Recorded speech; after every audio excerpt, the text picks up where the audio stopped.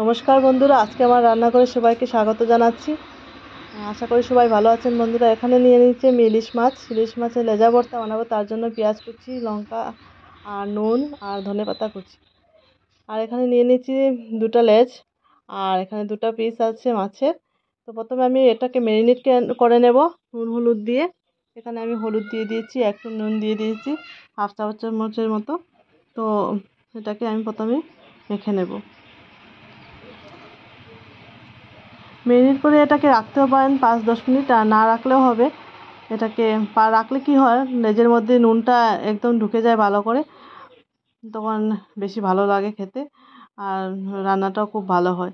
তাই 10 মিনিট রাখলেও পারেন, আবার না রাখলেও পারেন। তো আমি এখানে একটু সময় রেখেছি, 5 মিনিটের মতো। তারপর আমি এখানে সর্ষের তেলে এটাকে ফ্রাই করে নিচ্ছি। আমি একটু লাল লাল করে ফ্রাই করে নিচ্ছি লেজটাকে। তো আজকে ভর্তা বানাবো, তার জন্য কাঁচা লঙ্কা লাগবে, আর শুকনো লঙ্কাও দিয়েছি। এখানে শুকনো লঙ্কাগুলি প্রথম ভেজে নিচ্ছি। শুকনো লঙ্কাও ভেজে তুলে রাখবো।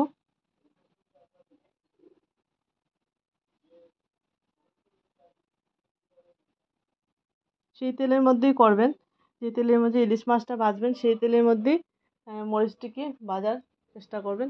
তো আমি এখানে সেই তেলের মধ্যেই ভেজে নিয়েছি আমার শুকনো লঙ্কাগুলি।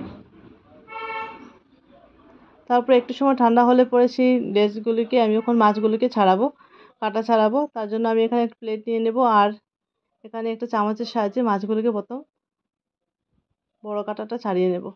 তারপর আমি এই ছোটো কাঁটাগুলো ছাড়িয়ে নিয়েছি। এখানে এখানে ধনেপাতা কুচি রয়েছে, আর প্রথমে আমি নুন আর লঙ্কাটা দিয়ে ভালো করে মিশিয়ে নেব। তারপর আমি পেঁয়াজ কুচিগুলোকে মাখিয়ে নেব নুন দিয়ে ভালো করে। ধনেপাতা কুচি দিয়েও মাখিয়ে নিচ্ছি। তারপর আমি মাছগুলিকে নিয়ে মাখিয়ে নেব। মাছগুলি মেখে নেব ভালো করে। দেখবেন কাঁটাগুলি যাতে খুব ভালো করে ছড়িয়ে যায়, ছাড়ানো হয়। আর 1 চামচ আমি সর্ষের তেল, যেটা মাছে ভাজা তেল, সেই তেলটা আমি দিয়ে দিলাম এখানে, দিয়ে ভালো করে মাখিয়ে নেব। এই যে হয়ে গেল আমার আজকের রেসিপি রেডি, ইলিশ মাছের লেজা ভর্তা।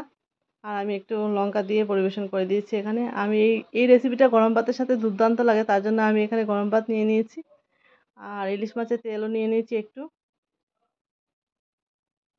গরম ভাতের সঙ্গে বন্ধুরা জাস্ট ফাটাফাটি, এরকম একটা ভর্তা থাকলে আর কিছুই লাগবে না, এক থালা ভাত খাওয়া যায়। তো এখানে দারুণ লাগে। আপনাদের কেমন লাগে কমেন্ট করে বলবেন যদি ভালো লাগে।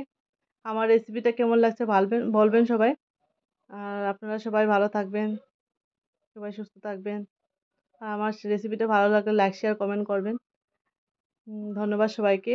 আবার দেখা হবে কোনো একটা নেক্সট ভিডিওতে।